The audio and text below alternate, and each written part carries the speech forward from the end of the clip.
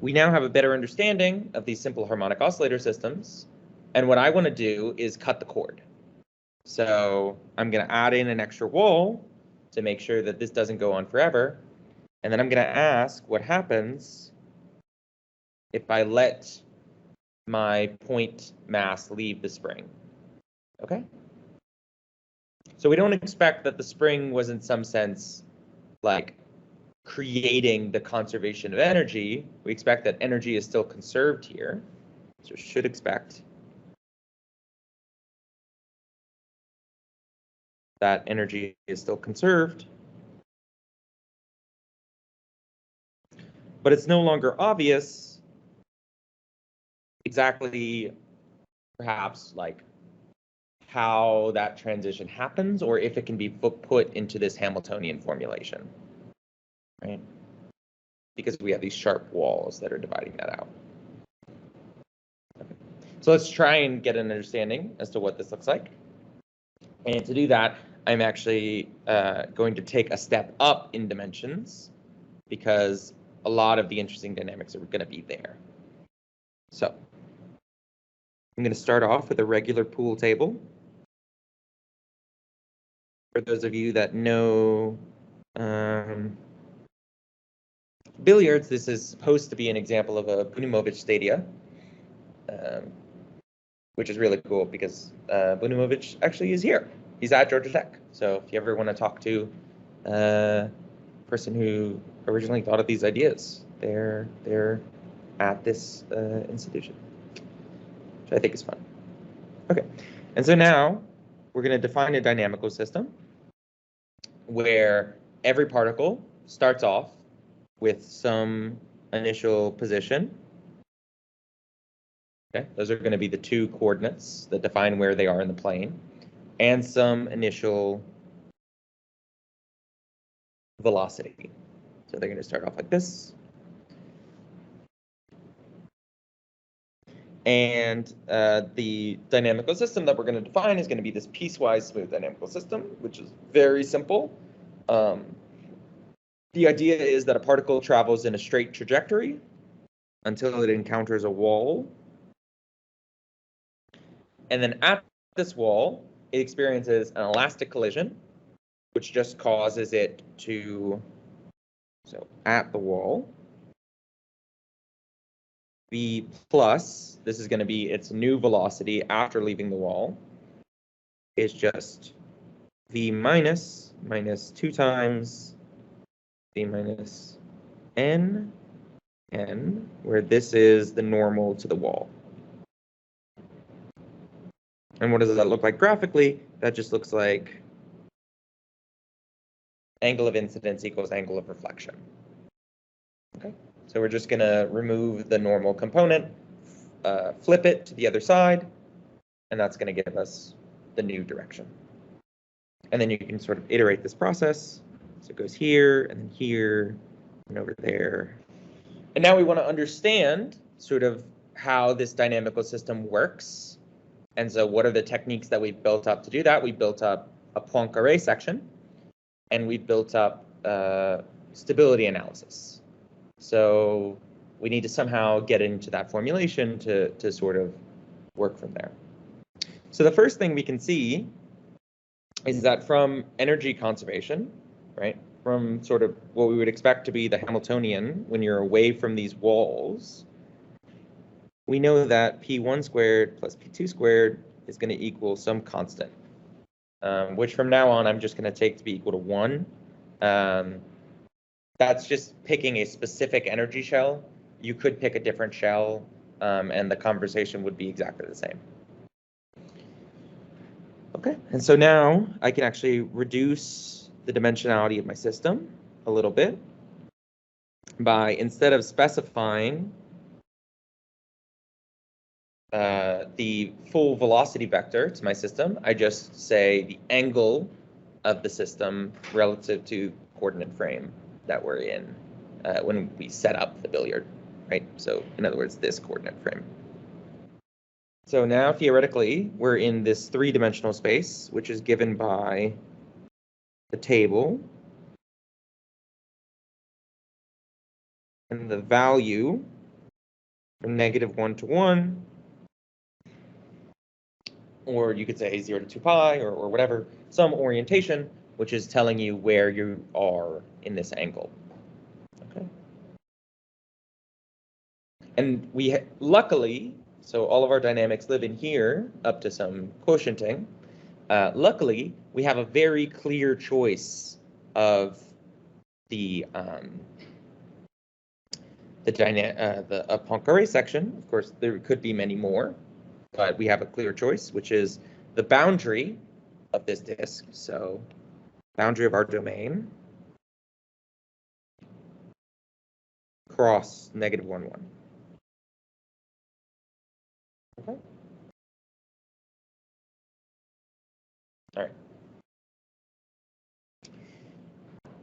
So we're going to reduce this quite complicated, generally, dynamical system to a map between successive hittings of the boundary.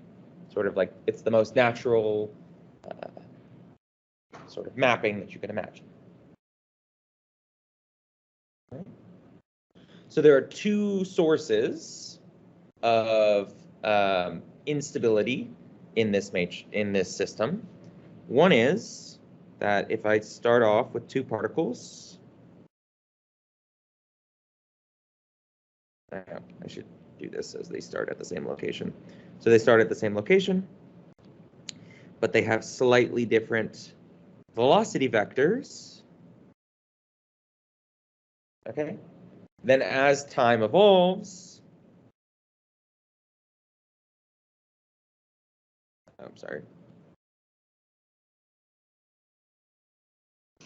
That distance between them will grow in accordance to the difference between their two angles. Right? So from free flight, we get a stability matrix that's like in terms of two coordinates. So I'm going to pick a point on the boundary, and then I can define a coordinate S, which is arc length from a fixed point on the boundary given some orientation. So I take my boundary, I fix a point, I fix a direction, and then I simply catalog where all the points are on the boundary by their arc length from that point. Okay. And the other one will be angle that the velocity forms with the normal vector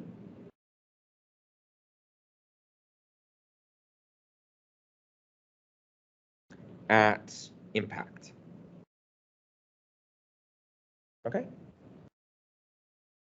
So that's just saying that if I zoom in here and I imagine that I have all my normal vectors,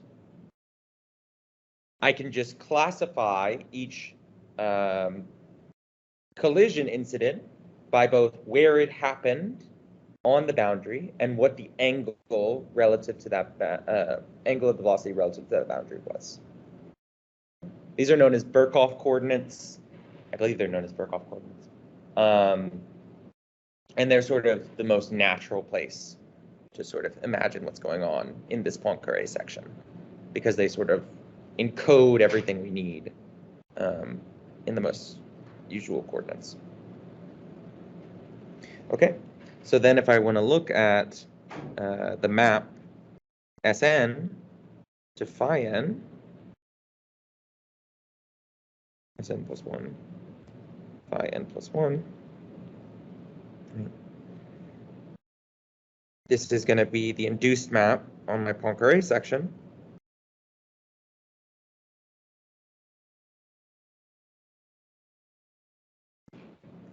The stability, any instability in the system comes from two possible directions.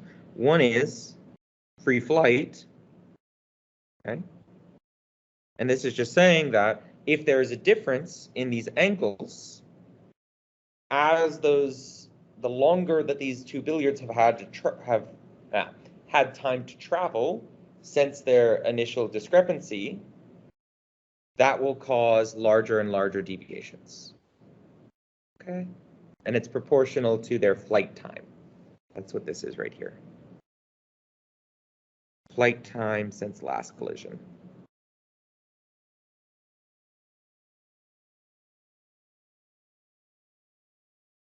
All right. And then to see instabilities coming from the boundary itself, let's zoom in and focus on a few different cases.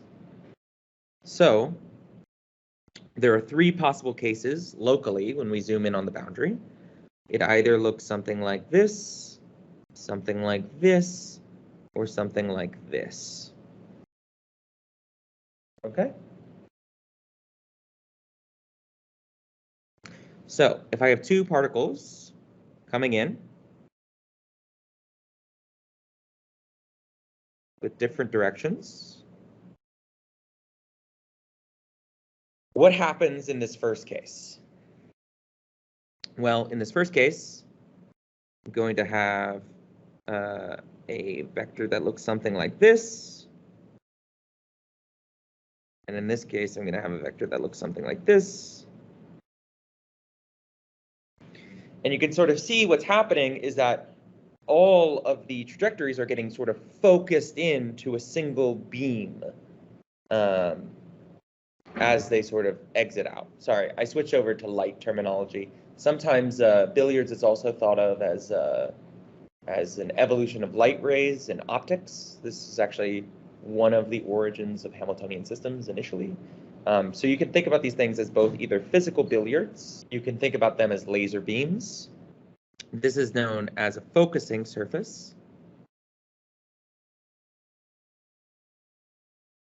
And we can imagine that this is like a stabilizing component to our dynamics. All right. Everything's sort of getting funneled back in together. There's a flat surface, which does absolutely nothing.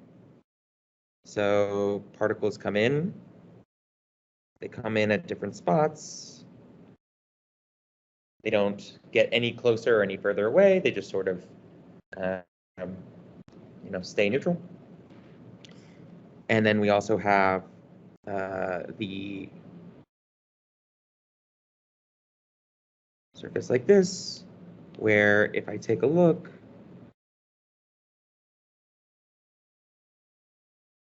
it's supposed to be getting further away. If I take a look at two different trajectories, right, they're actually getting spread apart after their collision due to the local curvature. Okay, and so these are known as defocusing. These defocusing billiards obstacles are one of the early examples of chaos, and we'll come back to them later after we get a full understanding. Okay. So what's important here? So what differentiates? What differentiates these surfaces? It's the local curvature. Right. In one case, depending on your sign convention, the focusing has, I always mess this up, focusing has negative curvature, the flat has 0, and the defocusing has positive, I think. It's a sign convention, but the main point is that there's a difference, right? And this sort of focusing or defocusing behavior at the collision point is just related to the curvature. And through a derivation I'm not necessarily going to do right now, though I hope this sort of picture gives you an idea as to why this matters. We have a contribution from the wall, so wall focusing, where this Rn term is related to the local curvature.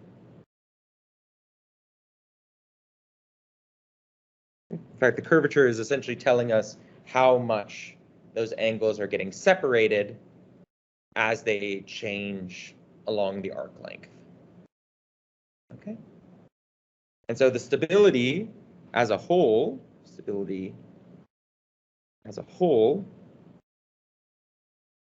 is just the product from I equals 1 to m of 1, 0, Ri, 1, and 1 tau I, 0, 1. And like one of the things I want to point out that's perhaps a little strange is just the idea that, you know, each of these matrices by themselves are quite simple, right? We have shear along one coordinate, and then we have shear along the other coordinate, and somehow that's giving all these complicated dynamics where I can get something like this, and I can go all around the place. Right? So something strange is going on there with just the idea that, you know, if you shear in one direction and then shear in the other, you can actually get some sort of chaotic growth, even though each of those individual actions are not chaotic at all. So this is the stability matrix of, yeah, so I guess it depends on how you think about it. So one thing is that you can think about these return times, the curvature components at the collision and the flight times as being functions of your initial condition, in which case this would be a stability matrix for any initial condition. Or you can think about it as fix an initial condition, what are the flight times and curvatures at the point of impact for that, in which case this would be the stability matrix for that particular orbit. Does that make sense? Okay. Mm-hmm. Yeah, so either are yeah, go ahead. Wait, so is the matrix you wrote up there, like with free flight, the 1 tau n 0 1, is that the mapping from Sn phi n to Sn plus 1 phi n plus 1? So this is of m iterates. If you wanted just the stability of one iterate, it would just be 1, 0, Ri, 1. So is that 2 by 2 matrix the map from n to n plus 1? No, this is not. So we do have the map from Sn to Sn plus 1, but this is the stability matrix associated to it. So I'm not gonna write down that explicit map because frankly it's a pretty ugly map and it's easier to see visually what's happening. The map is really just given by take your point, evolve it in space until it hits the boundary or start on the boundary, and then evolve it again until it hits another boundary. And so this would be Sn phi n, and this would be Sn phi n plus 1. So the map is quite, it's ugly to write down, but it's quite easy to understand.